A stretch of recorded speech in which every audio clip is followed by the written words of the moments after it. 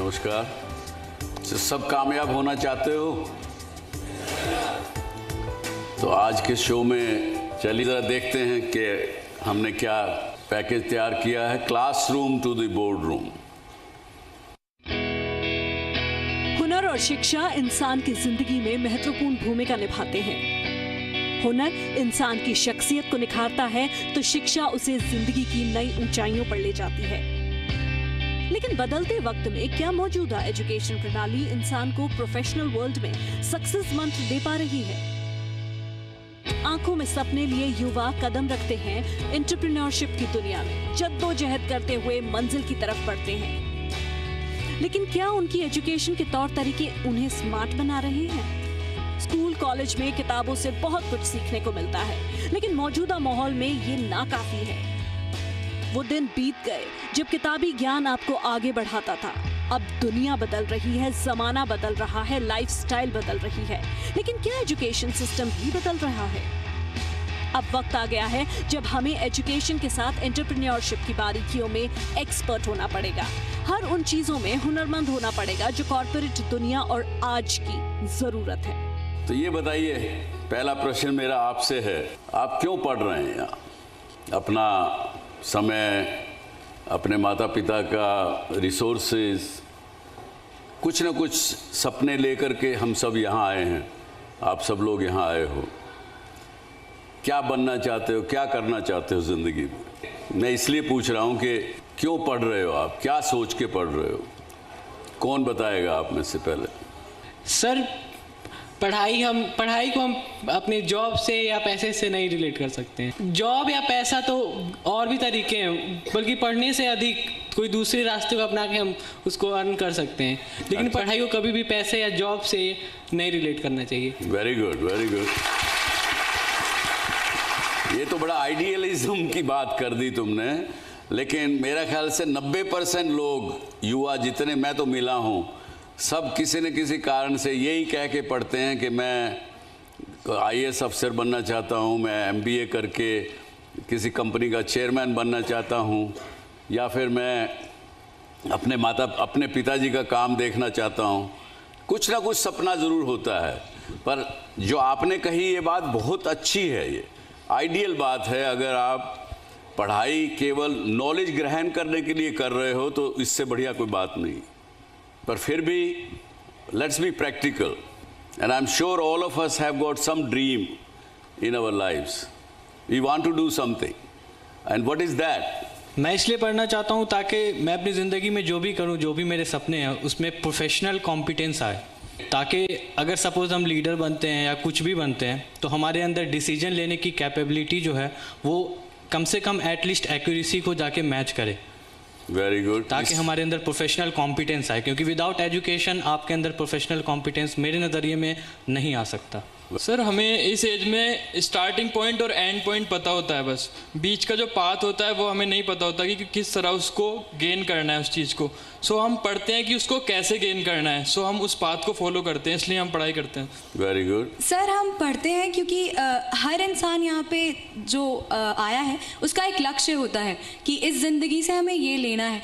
तो पढ़ाई एक वो ज़रिया है कि हम एक अंतिम जो हमने लक्ष्य बना के रखा है, हमें ये हासिल करना है।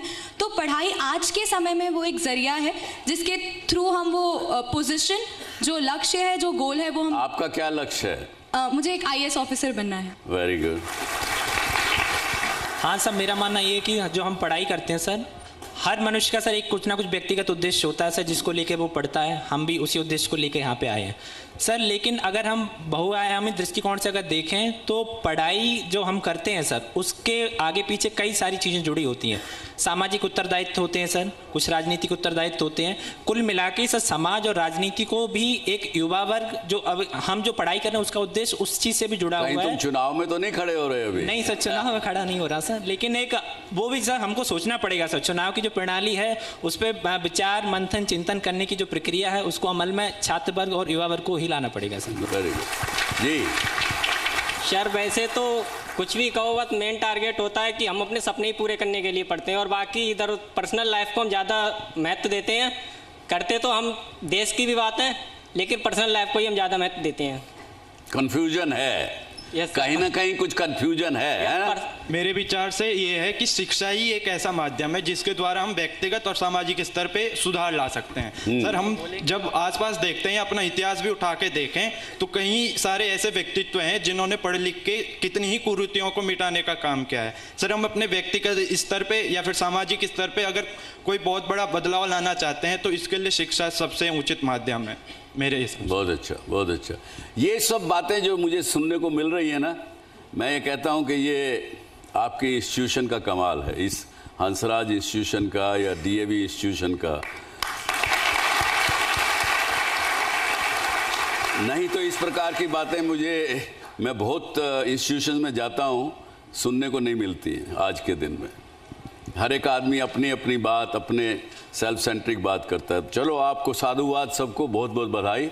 सर, मेरे हिसाब से हम इसीलिए पढ़ते हैं कि कहीं रोजगार मिल जाए, एक अच्छी सी जॉब मिल जाए। नॉलेज की बात रही तो सर, नॉलेज तो हम घर पे बैठ के बुक्स में भी पढ़ सकते हैं, उसके लिए कॉलेज आने की ज़रूरत नहीं है। बहुत ईमानदारी की बात की उसने, बड़ा अच्छी बात की। हम पढ़ाई इसलिए करते हैं कि वर्तमान पीढ़ी में शिक्षा ही एक ऐसा माध्यम है जिसकी सहायता से दुनिया की हर समस्याओं से हम सामना कर सकते हैं। बहुत अच्छी बात, वेरी गुड। सर, शिक्षा का संबंध ज्ञान से और ज्ञान का संबंध विवेक से, ये तीनों शब्द एक पंक्ति में खड़े होते हैं।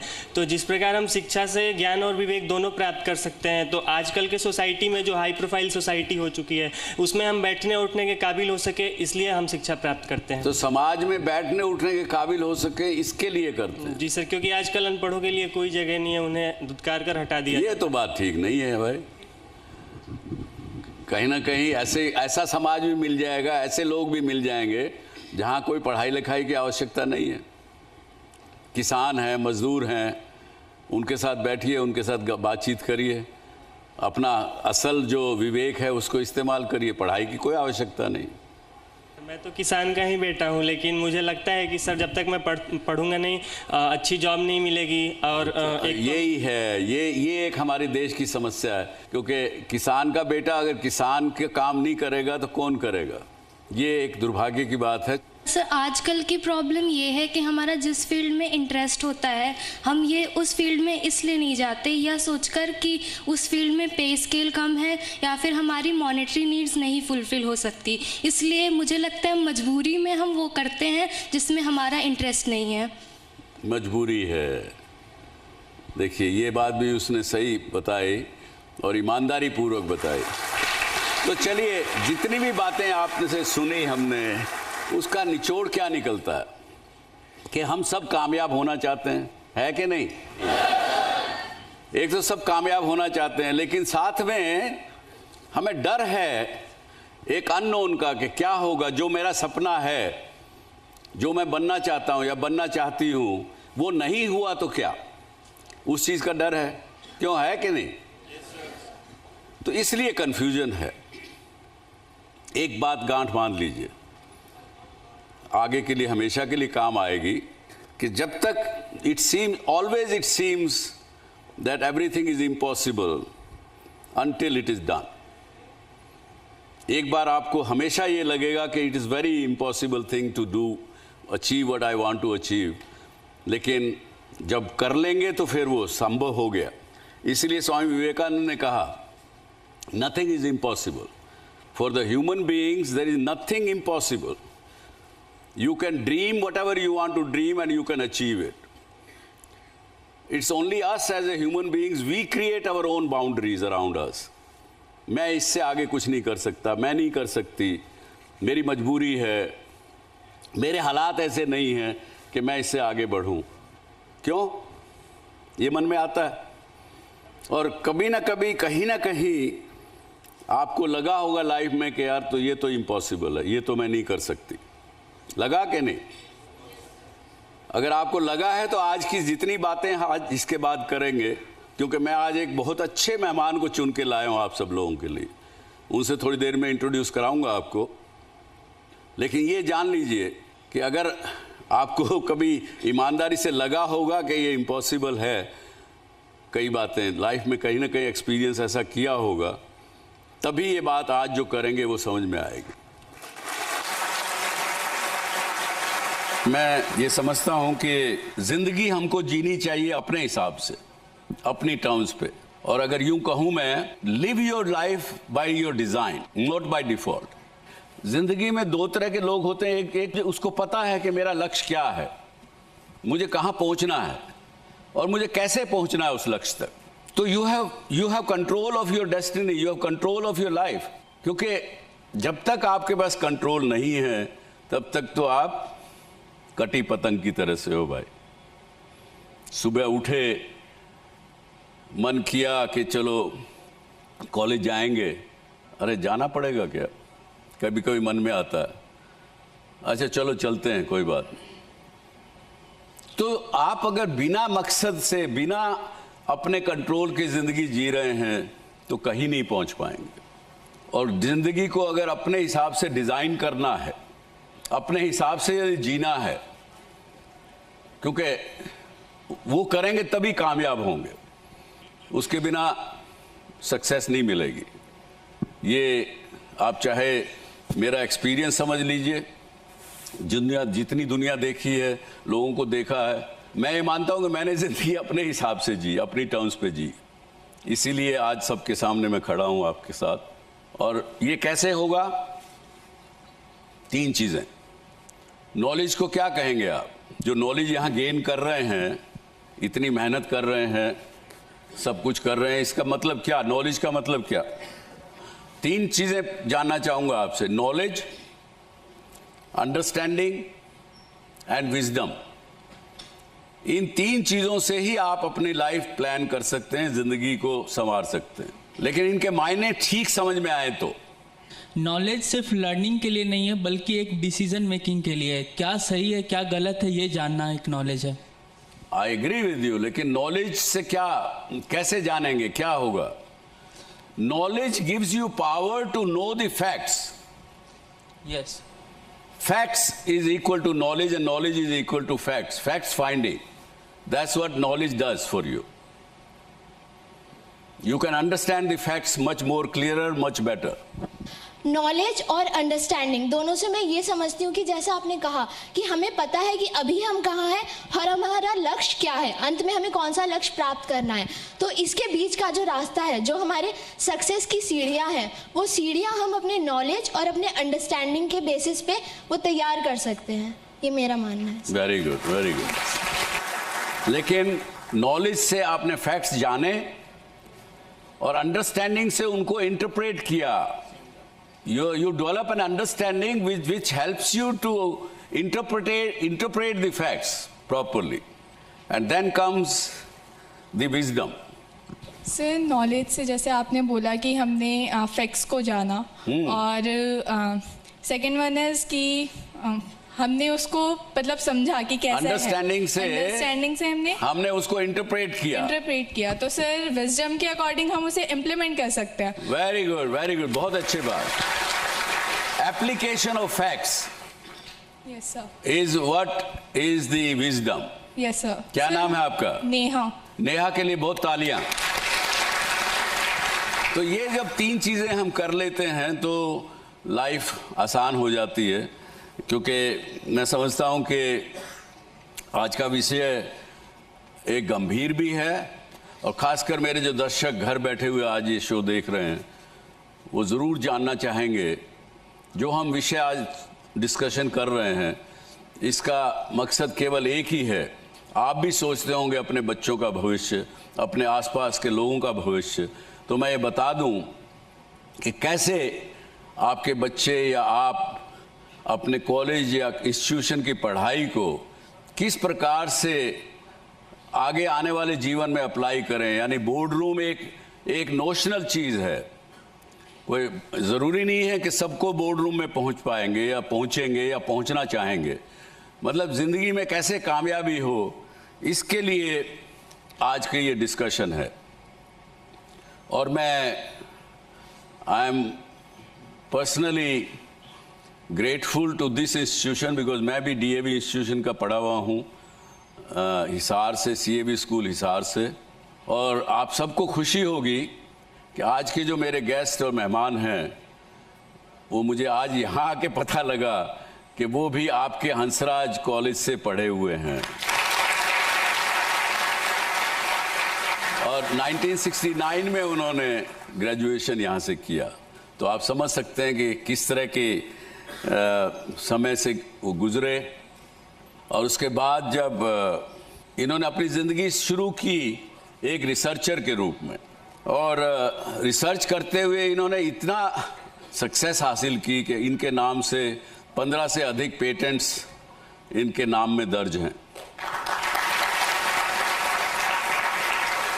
और एक खास बात इनकी मैंने देखी कि ये अपने आप को बड़ा लाउजी मैनेजर कहते हैं कि मैं बड़ा एक लाउजी मैनेजर था जब शुरुआत की, लेकिन बाद में लीडर कैसे बने ये आज उन्हीं से जानेंगे।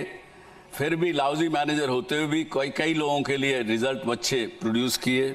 उसके बाद इम्प्रूवमेंट की, बॉस की बजाय लीडर बने, और वो भी आज आप और हम जानेंगे कि बॉस और लीडर में क्या अंतर है। फिर बोर्ड रूम तक पहुंच गए, सीनियर एग्जीक्यूटिव बन के बड़ी बड़ी कंपनियों में बिलियंस ऑफ डॉलर्स की कंपनियां लीड की, और बहुत से लोगों के लिए पैसा कमाया। खुद के लिए शायद इतना ध्यान नहीं दिया, लेकिन बड़ी कॉरपोरेशंस के लिए पैसा कमाया। अभी ये क्या कहते हैं कि मैंने ज़िंदगी में आई वर्क फॉर लिविंग और work to live, but now living to work. He is currently the CEO of SEMI, president, and he loves to contribute until, he says, till my last breath. So I'd like to invite my friend and elder brother Ajit Manocha ji. Please give him a big hand.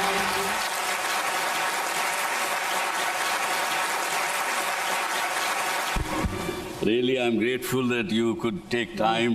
Thank you. And all the way from the San Francisco to this place to interact with young minds. They would definitely benefit with your experiences. And also my viewers and lakhs and millions of viewers sitting at home will benefit out of it. आपका ये नाम अजीत, ये मुझे mystery समझ में नहीं आई। ये आपने इस प्रकार से मेरे लोगों ने लिखा, इसके मायने क्या? How to understand what does it mean? कोई बताना चाहेगा अजीत के माने क्या? जो कभी नहीं हारता है। जो कभी नहीं हारता है। Very good. चलिए तो चलिए, उन्होंने बताया, अब आप बताइए। नहीं, मैं तो ज़िंदगी में हारा हूँ कई बार, मैं आज भी हारा हूँ। जो आपसे सुने, जो क्वेश्चनों के आंसर आपने दिए हैं, I don't think when I was student I could answer that clearly. I left India 44 years ago, living in US for 44 years, of which 16 years in Europe, Netherlands and Spain. And you know, different countries, they could not pronounce my name right. In America, they still call me Ajit, Ajit. Nobody can pronounce Ajit the way we pronounce it in Hindi. And of course, Manocha, last name, they call it Manokha, and different pronunciation, but that's okay. You know, we are parts of different fabrics. So when I went to Netherlands, I was invited to speak at a board meeting, and they mispronounced my name. And simple way of आपने एक को अलग कर दिया यहाँ से। हाँ, एक को अलग कर दिया। मैंने कहा भाई JIT जो है, that means just in time. For any manufacturing operation, just in time is the just most, in time. The most JIT. And so part of my professional journey has been running the worldwide manufacturing operations. So just in time was very appropriate.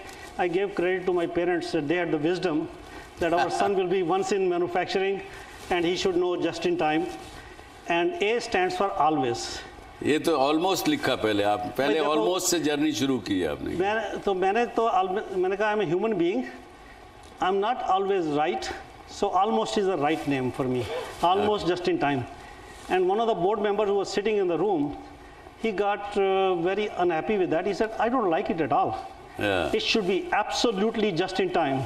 Oh, absolutely just in time. Very good. And I made a comment to that board member, well, when I can justify that name, I will probably be in the boardroom. And in the end, there. Very good. Very good. Thank you very much for decoding this for me. तो आप जितना कामयाब हुए अजीत जी ज़िंदगी में, तो मुझे आपकी जो चीज़ें हैं मैंने पढ़ी हैं, आपने कस्टमर को फर्स्ट माना, लेकिन मुझे समझ में नहीं आया कि कस्टमर फर्स्ट की परिभाषा आपके रूप में क्या है? कौन है कस्टमर्स? जो डिस्कशन कर रहे थे कि 3 चीज़ें कैसी इंपॉर्टेंट हैं, knowledge, understanding and wisdom. So, and the knowledge that getting some facts together, and most of the time we feel that we don't know what we're doing, and I found that a lot of people know that they want to be successful, that fear of failure. So people come to the corporate world and you just start your entry level job and you just do what your supervisor or boss tells you to do, but you don't know why you're doing what you're doing. So in my view, any business, no matter which business you talk about, there's always a customer there. If the customer is not there, the business has no meaning. Customers buys your products or services, you get paid, you invest more, innovate more, and grow your business. That's the business success. But you as a contributor to the company or whichever profession you go in, first you need to know who your customer. Now, not necessarily that in a big companies every entry-level person will have the right or the opportunity to connect with the customers. So in that case, your immediate supervisor is your customer. People don't understand that. They say, "To mera boss hai," but he's your customer. Your colleagues, you working with you, they are your customers. If you have people working for you, they are your customers. Start with that definition. आपके employ भी आपके customer, आपके employees भी your customers, junior भी और senior भी, because they are watching what you're doing when you're entry level role. They are actually telling, "I like this person. He or she is doing a good job. He or she is asking questions. He or she is understanding what we're doing, and he or she is trying to solve the problems for the company." That's the customer is right within you, around you, and people are generally confused.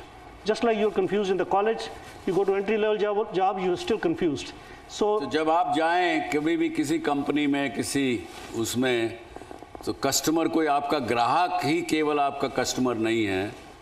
आपके आसपास भी जो लोग हैं जिनसे आप interact कर रहे हो, चाहे वो आपसे जूनियर है, सीनियर है, वो भी आपके कस्टमर हैं किसी न किसी रूप से. आप कहीं ना कहीं उनसे इंटरेक्ट कर रहे हैं. अजीत जी, कस्टमर जनरली क्या मांगता है, क्या डिमांड करता है? You know, every customer wants fresh technology, fresh prices, fresh product. Actually, the word fresh means lower cost, lower prices. Nobody is happy for you increase the prices and you want the new technology. Look at your smartphones. You all want the next phone which has more functionality from the previous one, right? So the knowledge in the companies for the people like you, what you are experiencing with the products you have in your hand, the companies have to understand what the mass scale people want, and basically every customer asks for fresh process, fresh product, fresh prices, and fresh technology. Means much better products and cheaper. किस process से ये सब achieve किया जा सकता है? You know, when you come to corporate entry level jobs, you go to the next level as a manager for a few people. I told when I started in an entry level job in Bell Labs used to be the best and the biggest research institute in the world. And I was fortunate to get a job there. And you know, the only job of the Bell Labs was to make patents, inventions. So we had, and our KPI was make 1 patent a day for Bell Labs. So that means you have to file 5 to 10 applications and only 4 or 5 will get approved. That's the way it works. So I became the manager, or the first level manager, and people were working for me. And I used to come in every day, "John, try this idea. Bill, try this idea." Next day I'll say, "Have you done this?" And because of the fear, they will actually do what I tell them. And of course, we filed a lot of patent applications. And I said, "You guys, we must be happy." The answer was, "No, we are not. Because we did everything what you told us. These were your ideas, not our ideas." And that's when I learned the term micromanager. Oh, that is where the difference between the boss and leader come. So, क्या अजीत जी, difference between boss and leader, क्या फर्क होता है? It's very simple. Leader is the one who inspires people and sets the vision and helps people to even if you make mistakes, help you to correct your mistakes, give the opportunity to learn from the mistakes. But in case of boss, it's like mafia. I mean, basically, you say, Johnny, you go kill Bill at 1 o'clock and get the money. You know, जैसे India में जैसे बोलते हैं कि सुपारी. And if you deliver, fine, otherwise you get fired yourself. But there's no negotiation with the boss.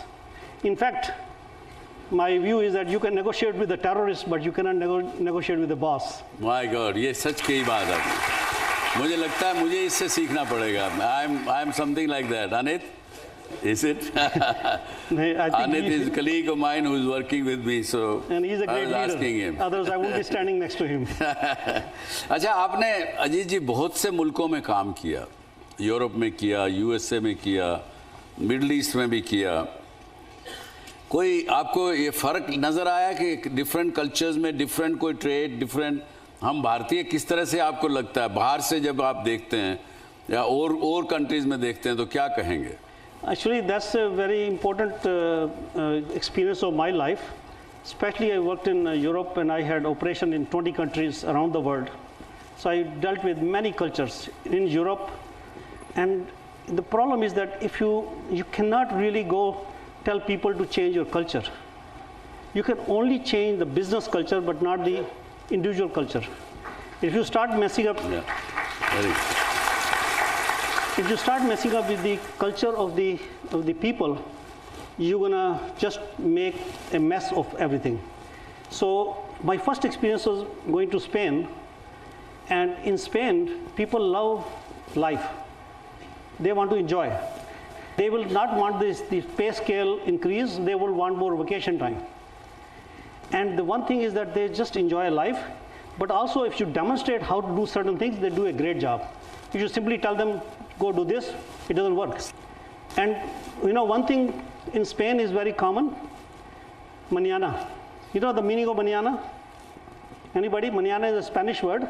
जैसे हम हिंदुस्तान में कहते हैं ना कल कर लेंगे, तो स्पेन में भी वही टर्म बहुत कॉमन है, मनियाना. When I come to India, I see a lot of Chinese, Korean, a lot of multinational companies are coming into India. You're going to be dealing with all those cultures. You have to understand them. So India, यहाँ तो जुगाड़ लगाने में तो हम मस्त हैं, best हैं, to make things happen. I think contents wise, we are really good because as you talked about what you learn in college, that's the foundation in knowledge, whether school or college, university, wherever you go, you learn, that's the foundation. So the contents wise, we are generally very good, but our packaging is not very good. Actually, packaging in general in India is very bad. हम लोग शरीफ आदमी हैं, जरा अपने आप के बारे में ज़्यादा नहीं दिखाते मसल्स अपनी, यही बात है और कुछ नहीं है. And USA, we are humble. But again, all these comments are, you cannot generalize and say Ajit Manocha said this. These are just general observations. So USA, I mean, people are very good in marketing things. They can really tell a lot of things in a very impressive way. But not always contents are as strong as we in India we can make. So these are the subtle differences. In Holland, people are very structured. If the meeting has to start at 12 o'clock, it will start at 12 o'clock, नहीं कि 12:01 पे शुरू हो रही है. And they are very process oriented. But if the time for a cigarette break or a lunch break, they're going out.